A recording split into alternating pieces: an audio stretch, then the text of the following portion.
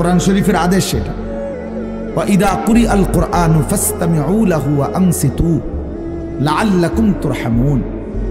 আল্লাহ তাআলা কোরআনে বলছে যখন কোরআন পড়া হয় তখন তোমরা ফাসতামিউ লাহু মনোযোগ দিয়ে শোনো এবং ওয়া আনসিতু চুপ থাকো, লাআল্লাকুম তুরহামুন অবশ্যই তোমাদের উপরে রহমত বর্ষিত হবে।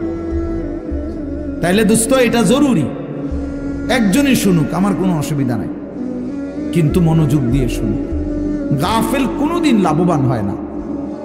এ খামখেয়ালি করতেছে, কেন হাসে কেন কাঁদে।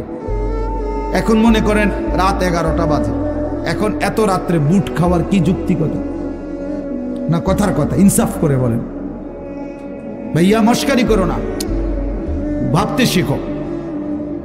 একটা বিবেক কি বলে রাত 11টা বাজে, এটা কি যৌক্তিকতা হইতে পারে?